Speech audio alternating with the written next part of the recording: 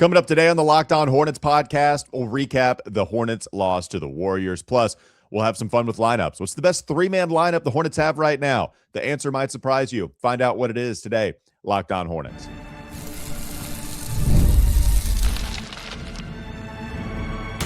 You are Locked On Hornets, your daily Charlotte Hornets podcast. Part of the Locked On Podcast Network, your team every day. In a minute, cuz we live.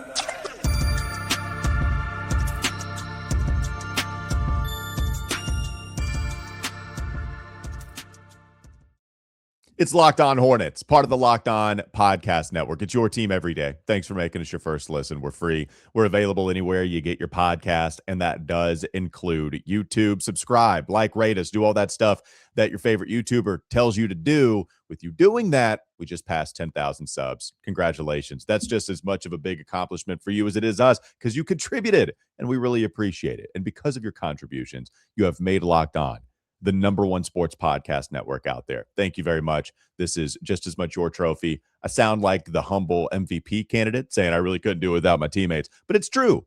It's true. Doug is the real QB. I'm just like the center that gives him the football and he gets to do whatever he wants with it. But it's because of you, everybody else, the rest of the team, as to why Locked On is the #1 sports podcast network out there. Speaking of Doug, go check out his other endeavors. EveryHornetsBoxscore.com. Also, go check out Yahoo Sports Daily with Jason Fitz and Caroline Fenton. He's in the background somewhere. Those are the faces of the show. But Doug, he's in the background somewhere. Go check out Yahoo Sports Daily. And I'm Walker Mehl. You can listen to me on WFNZ every weekday from 12 to 3 p.m. Now, today, January 2nd, a little different. I'm filling in for the Kyle Bailey show. So if you want to hear my voice again, then you can tune in January 2nd from 3 p.m. to 6 p.m. on the Kyle Bailey Show, filling in for Kyle in the afternoon. But usually you can check out Wes and Walker every weekday from 12 to 3 p.m. Let's get to some of the other stuff that we need to get to real quickly. I need to tell you this episode is brought to you by FanDuel. Before tip-off, check the FanDuel app and see what's dropping during NBA Happy Hour. I love this promotion every Friday from 6 to 7:30 Eastern. Again, go check out the NBA Happy Hour on FanDuel. You know, it was a fun game. I don't know if it was happy all the way through because the fourth quarter got away from the Hornets. Third quarter got away from them. And then they came back to erase that big deficit that the Warriors handed Charlotte because they went on what was like a 20-2 run, something ridiculous. The Hornets fell down 15, 17, something like that. They clawed their way back. LaMelo hit a big three to take a lead, think even in the third quarter, if not early fourth. I think it was third because there was a lot of points in this one. But in the end, Hornets, they lose to Golden State. Warriors win 132 to 125. I don't know about you guys. I still enjoyed watching this basketball game. It was still a fun product. And I know the Hornets need to graduate from fun to being just an outright winning basketball team at some point. But I can't help but be reminded of the fun we had at the very beginning of the season. And then it went away for a little bit. Hornets lost way too much. We had way too many injuries, two important players. Brandon Miller out immediately. LaMelo out for the most part. And I'm talking about specifically the first 20 games of the season or so. Out for the most part. When he would come back, you'd still be a little worried that he might get injured again. Now we have a string of games that LaMelo was playing. We have a string of games where LaMelo is not extremely affected by a minutes restriction. And what do you know? They're playing better basketball. And again, offensively, right? Offensively is very key because they're still allowing a bunch of points. And you still have the three-point luck thing going on. There's a trend developing here. I brought it up in the post-game press conference with Charles Lee and Brandon Miller, Kon Knueppel also speaking there. But the 5-game trend is, okay, offensively, it is the best 5-game stretch that the Hornets have had all year long. Coinciding with that is the best offensive rebounding stretch that the Hornets have had all season long. Not really a coincidence. Charles Lee mentioned it too, saying it's a part of our identity, but also it's a trend that the NBA is on just throughout the entire season. If the name of the game or the mini game, the subplot, if you will, is stealing possessions, well, one way to do that is by going at a fast pace. And the Hornets can do that. They're not as fast as previous years' Hornets, not the Borrego, LaMelo Ball-led Hornets. They can be fast every once in a while. Still not as fast as I thought they would be this season. So what's the other way you steal possessions? It's by grabbing offensive boards. So you see the percentages for the team. They're all in the 50th percentile or higher. In fact, all but one game in the last 5, they've been in the 60th, 70th, 80th percentile. There's only one game in the 59th percentile. I guess that'll do, right? But like top half, every single game, the 5 times that they've played or the last 5 times that they've played. So there's a direct correlation there. Charles Lee said it's a part of their identity. So they hope to keep going with that. Another coincidence is that Musa has been playing about 30 minutes a contest in each of those games, but we have plenty of time for Musa propaganda. You know me, it's a solo Walker Mehl show. You damn right. We're going to give you some Musa Diabate propaganda. Before we dive into some more happenings in this game between the Hornets and the Warriors in that matinee on New Year's Day, 1 p.m. tip. Beautiful. Great to see the sun still out. Kon Knueppel loved it, saying he was tired of waiting all this time to play games at 7 o'clock usually. He loved it. I loved it. Just didn't love the result. But before we get into some of the other observations, did want to update everybody on some of the injuries that have come out here. Injury news. Mason Plumlee underwent surgery to address a right growing injury. He's expected to make a full recovery. He'll be reevaluated in 6 weeks. So Mason Plumlee going to be out for a little while. This news coming in within the last couple of days. PJ Hall getting some run because of that and Ryan Kalkbrenner's injury. And speaking of Ryan Kalkbrenner, he remains out for this game tonight, January 2nd against Milwaukee. Miles Bridges is Miles Bridges, good news. Probable with that right ankle sprain. Got hurt a couple games out, missed 2 games, and it looks like he's coming back. As long as they stay true to the probable designation, which seems to be trending in the right direction there, Miles Bridges will play against Milwaukee. Musa, questionable right wrist sprain. You saw him leave this game for a little while against Golden State. Thought he might not come back at all. Was missing quite a bit of time. Saw a lot of PJ Hall, and at one point, it was the only center that the Hornets had available. I guess you could run Tijon small ball 5, but you didn't even have your typical small ball 5 in a Grant Williams. They were really small out there. Luckily, you're playing Golden State where they don't have a lot of size on the interior either. The guys they're running out there, it's Quentin Post, who hurt us, but he hurt us from 3, just like a lot of the shooting big men do in the league. But no Musa Diabate for a while. It wasn't great. PJ Hall played well, straight up. Just played really well. We'll get to some of those things in just a moment. The lead story in this one is Brandon. Brandon, man, he's been playing so much better here lately, even with a 3-point shot that isn't necessarily falling. I mean, even from deep in this game, Brandon was only 3 of 12. He still ended up with 33 points. He ended up going 14 of 29 from the field, had a couple of assists, 3 turnovers. A couple of those turnovers happened later in this game. Got to the foul line 3 times, made 2 of them. But it was the work he did on drives and just how controlled he was with the basketball. High usage for Brandon again, but I was really pleased with the way that he was in total control of the basketball inside the 3-point arc. Shots just aren't falling for him from deep right now, like on a consistent basis. But the fact that he's still able to get this type of production without the deep shot falling, it makes me feel more comfortable. So a couple plays here. First quarter, I thought he was real special. And I think Charles Lee also somewhat made a concerted effort to get him going. It was the big 3. I think we got a real one now, by the way. I think it's okay to say big 3. It used to drive me crazy. The core 4. Oh, my God. You traded one of them twice. No. Let's get out of there. Big 3. Okay. LaMelo, Brandon, Kon. That big 3, I can get with that nickname. Thought they made a concerted effort to get all guys involved. The first 3 shots made on the game belong to the big 3. Corner to Kon, Musa Diabate kick out. He hits it. LaMelo on the wing. He hits a 3. Then it's Brandon, back-to-back possessions, using his aggression to get to the basket and nail a couple of those shots. So the Hornets set like this loose stagger to get him on Moses Moody. And more importantly, not necessarily to get him on Moody, but to get him off of Draymond. Brandon hits a floater because he attacked an open court. You had a really spread out floor, and it was Brandon's time to cook. He recognized it. He didn't hesitate, and he got to a floater, left, right-hand floater, just easier than going to your right as a right-hander, just balanced a little bit better. Brandon nails it. Next possession, there's a high pick and roll with Musa. Brandon takes the drive as far as he can before then he just decides to hit it from the block. And that was with some physicality. That's with contact, which has knocked him off of his spot before. but he's getting better at that. I think it was Matt Alkiza. Shout out to Matt, who brought that up in the post game when Brandon stepped up to the podium saying, man, you're starting to hit with some of that physicality, starting to hit more twos. Brandon kind of gave you a canned answer, but it's fine. I mean, he just said, trying to help my teammates, yada, yada.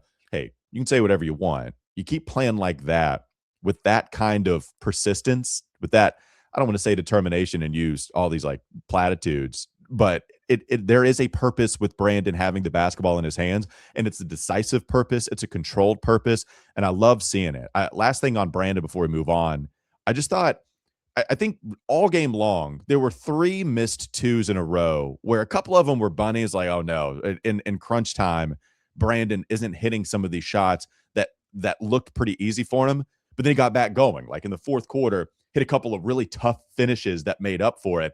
I think he went somewhere like 6 of 9, 7 of 10. Looked good. A huge tip of the cap to Brandon, where he's too good of a shooter for him to go 3 of 12 every time, even if it's happened that exact way the last 2 games. I'm not worried about it. What I had been more worried about was what he can do when he's not hitting threes and he's getting to a spot, but really he's not even settling for mid-range jumpers.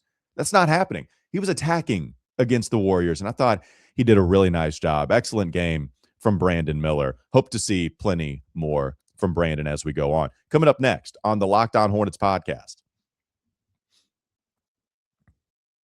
Yeah, a lot of observations from this game. This was a fun basketball game. 1, Warriors are fun, period. But 2, Hornets are fun again. And so we'll get into some more observations on the other side of the break.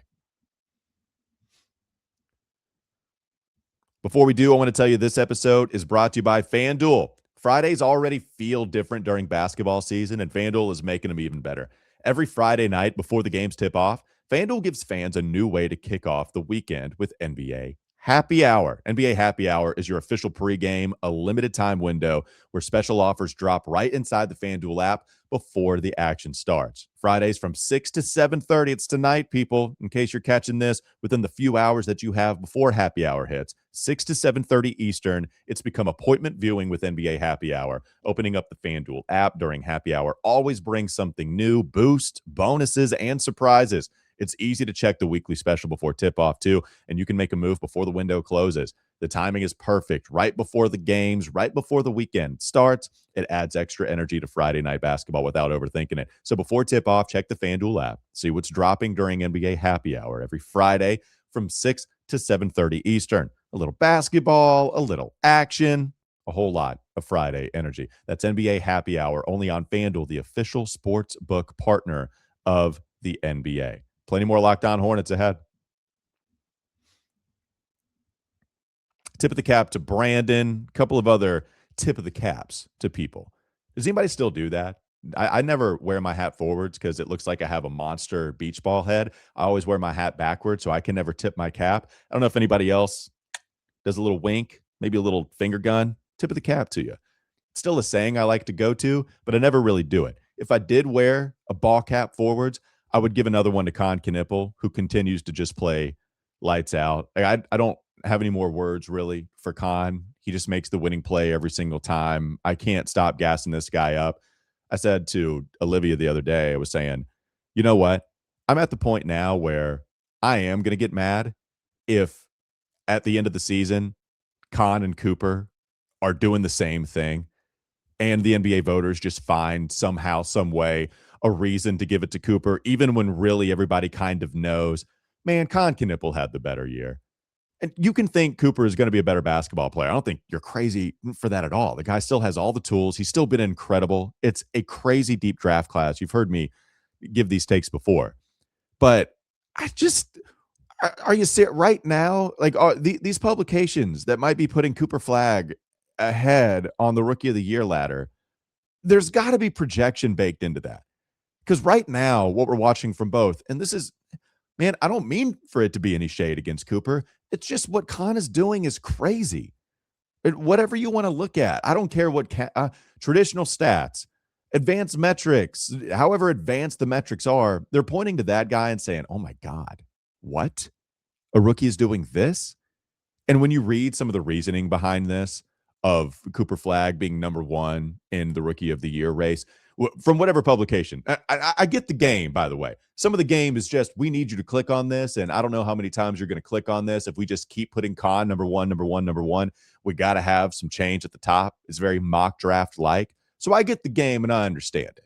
But if this comes to reality, where we just try to figure out a way to give it to Cooper when both of these guys are doing the same exact thing, then I'm going to get mad. And I usually don't get mad, right? Not at this kind of thing. I don't get mad at the Hornets being so far down on the power rankings. No, man, I'm not really mad about that. I can't, this one's going to bother me. If it happens and these guys are playing the same exact way, then I'm going to get mad about it. But let's talk about what Kon did well, because he came back from an ankle sprain, only missed one game. That looked nasty. I told you the last episode we did, a deflating feeling, both on Twitter and watching the broadcast. I mean, you can tell, right? It's almost like the air leaves the arena. And I don't want to try to exaggerate this, but Kon is on a historic rookie pace, not only for the Hornets, but in the NBA. And he's going to blow the shooting records out of the water as long as he stays healthy. But that was always the caveat. And when he went down with that kind of ankle injury, everybody knew it looked nasty. It did not look like he was only going to miss one game, but he does. Only misses one. He comes back. They have a 1 p.m. tip.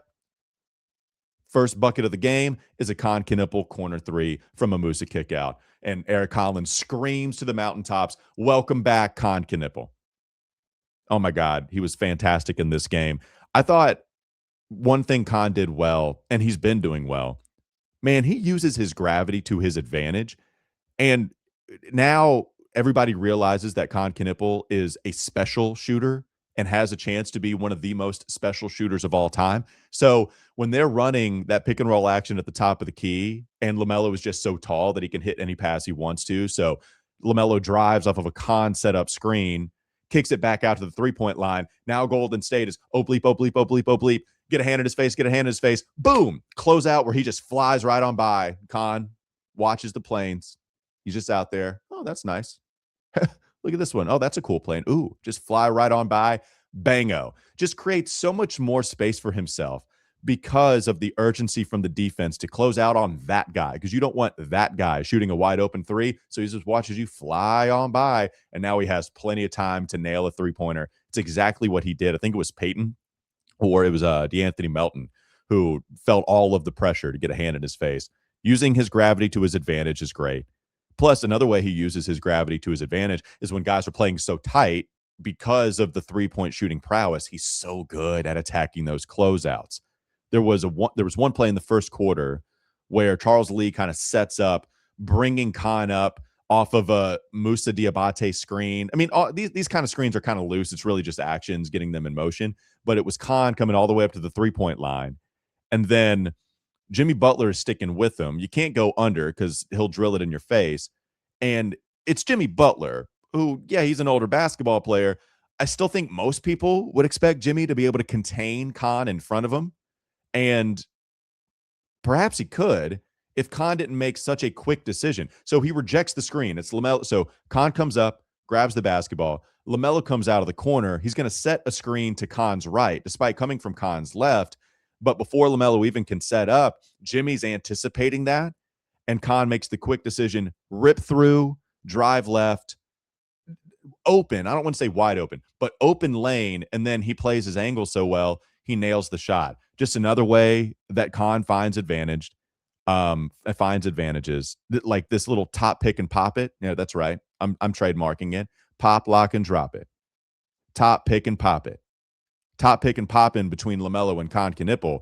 That is a fun two-man game because, again, LaMelo just hits every pass he wants to. There's not a pass he can't hit, and that makes Kon even more dangerous. Those guys help each other out so much. Last play I want to mention from Kon is he's so much stronger with the basketball now, and he'll still get in trouble when he puts the ball on the deck, driving in traffic, getting to the paint.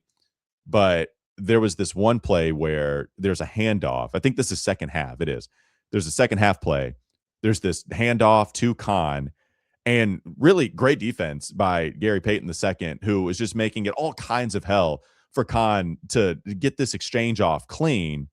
And Kon doesn't turn it over. There's not a turnover on the exchange, But now it's all right. Kon needs to probably give this basketball up. Nah, man. Kon just dribbles strong, pound into the court one, pound into the court two, and then gets to that mid-range that has become absolutely lethal, where he stops, he pulls up the basketball with two hands, and it's strong, right? Like it's a nice rip through, and then he gets above his head, lets it fly, bingo, bango, bongo, another 2 points for Kon. I just, in really, really nice game from Kon in this one. And I thought he's been great all year long, but those are some of the plays I wanted to highlight. Let's finish some of these thoughts coming up next on the Locked On Hornets podcast. LaMelo with a quiet, awesome game, which is weird. Usually when he's great, it's loud, it's in your face. But I thought this was a really quiet, excellent game from LaMelo. He deserves credit. There's plenty of other players that deserve credit for what they did on that end of the floor. Plus, wanted to play some national sound, some of the thoughts coming in from NBA podcasters about this team as we transition into the new year. That's coming up next, LOH. This episode is brought to you by the Everydayers Club. That's right. We want you to be a part of the Everydayers Club. Thanks for making Locked On Hornets your first listen of the day. And thanks for making Locked On the #1 sports podcast network out there. If you haven't already, go check out our new Everydayers Club. There are plenty of perks to be working with. You get access to an ad-free audio feed for Locked On Hornets compatible with Apple Podcasts, Spotify, and every other major podcast app out there. Plus, you get an invite to the members-only Locked On Everydayers Club Discord server, which includes a group chat just for listeners of the show. So everybody can talk about the show with one another if you want to. All you have to do is go to the Everydayers Club website, go to lockedonhornets.supercast.com. And it's real easy from there. You just click subscribe now, or if you're already a member, 1, huge thank you. 2, just press the login button, and then you can have Google, whatever you're using, save your password, and it's super easy if you just want to become an Everyday Club member, Everydayers Club member. Again, go to lockedonhornets.supercast.com if you would like to be a part of the Everydayers Club. More Locked On Hornets ahead. All right, more shout outs we have to give out here. I didn't realize I was going to go that long on Kon Knueppel, but went on a rant with the whole Cooper Flag thing. I wanted to give some other guys a few shout outs. LaMelo, man, good in this game. Like, I defensively actually didn't love what I got from him, but just I thought played real controlled himself offensively. The turnovers, here I am saying controlled. 5 turnovers, it's not bad for a guy that handles the basketball a lot. Like, it's not great. It was a 5 assist, 5 turnover game, but really the shot was falling from him. 7 of 10 from the 3-point line, 9 of 13 overall. So hit a couple of twos, but I thought he was attacking. There was the one possession in the first quarter where Musa Diabate gets a steal when the Warriors are trying to start some transition offense. Musa gives it to LaMelo. LaMelo didn't settle. He drives right on the right side of the court and then finishes with his left. He was wanting a foul call there, didn't get it, but that was some LaMelo aggression you love to see. So then you see also LaMelo a couple of times just to get into the paint and hit a couple of much needed buckets. There was the one floater he missed, but because he hung around, grabbed the offensive rebound and had an immediate put back, nobody boxed him out. So I just thought LaMelo played. I guess my favorite part of LaMelo's game here was the shot selection. I don't know if there was, maybe the second shot of the game for him was kind of a step back 3 with Steph guarding him pretty well. I kind of just assumed LaMelo's going to take a couple of those. I didn't think it was a egregious shot. It wasn't great, but the shot selection, the catch and shoot opportunities, they're there for LaMelo because now you have Kon and you have Brandon. And the other thing, just to bring somebody else in on this transition, I thought the LaMelo PJ Hall 2-man game was kind of working. And really, it wasn't even because LaMelo was setting PJ up. It was almost like PJ was setting LaMelo up at times, where one, PJ Hall just played really well, I thought, having to step in for Mason, having to step in for Musa because Musa was out for a while.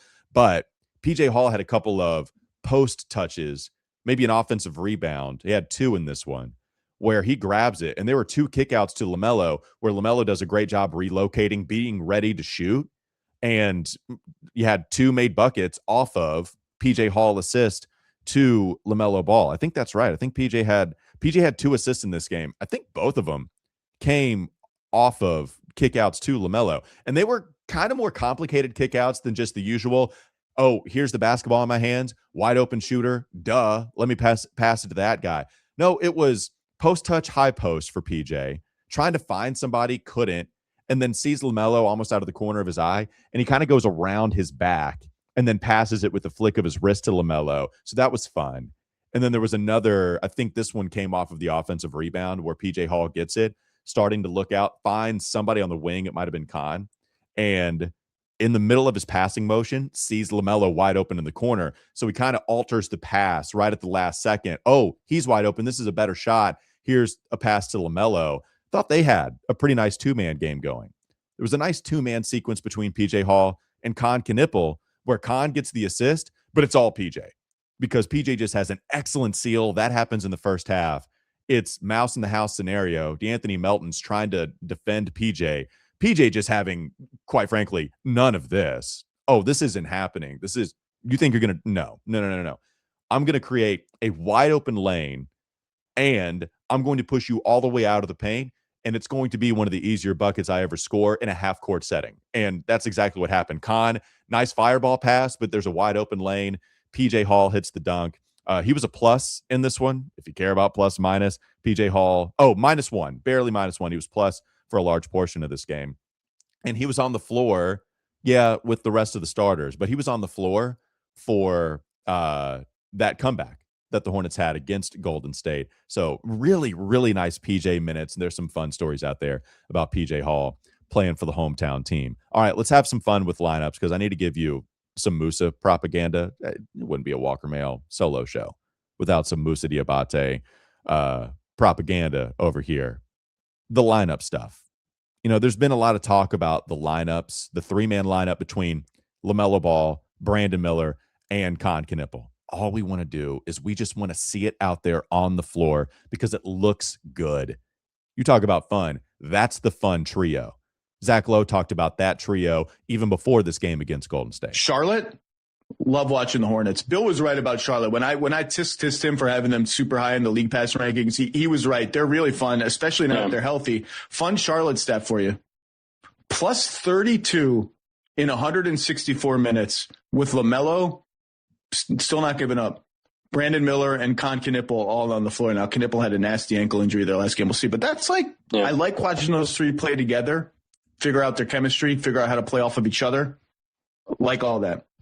So that trio, it's clear that a lot of the future is based off of what those three players look like and what those players look like on the floor at the same time. Let's add another player to it. I thought, all right, well, those numbers are pretty good. What if you add Musa to that lineup? All right, so I started looking at all the lineups, like some 2-man, 3-man, 4-man stuff.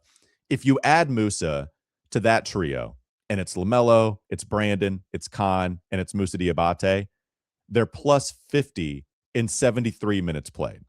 So it goes from plus 30 now after the Golden State game. So he gave that stat before Golden State. So it's plus 30 in that Golden State. Now it's plus 50 in 73 minutes played. Yeah, that foursome, a great 4-man lineup. But then I started to look at some of the other 2, 3, 4-man lineups with Musa. Musa is in the top 2 5-man lineups. Musa is in the top 3 4-man lineups on Charlotte. And if you go to the 3-man lineups, Musa is in the top 6. If you dwindle this thing down, what are the best 3-man lineups for the Charlotte Hornets this year? Musa Diabate is in the top 6.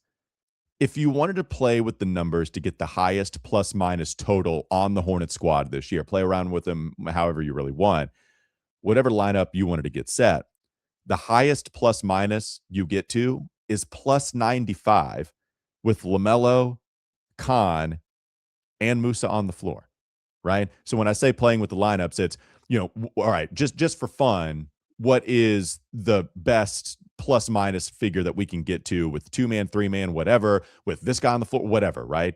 The best one we can get with any kind of sample whatsoever. Hornets are plus 95 with LaMelo, Kon, and Musa on the floor. And that's total on the year.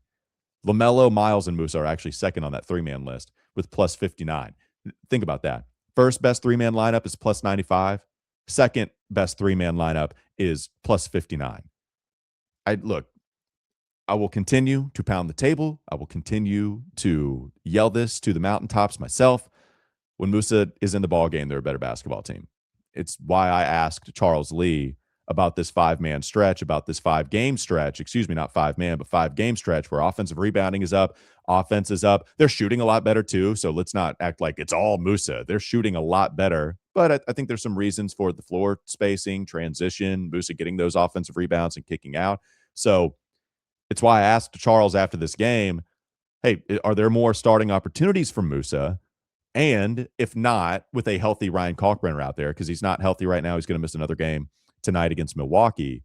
Like, even when Ryan is healthy, are we going to get more starts from Diabate? And are we just going to get maybe a minutes increase for him? And he said, hey, he's open to any idea. Part of the greatness with Moose is that he's a team first guy, which, of course, you can see it out there on the floor. It's just kind of crazy. Like, everything you watch is, oh, yeah, the Hornets are better with him on the floor. That's just how it is.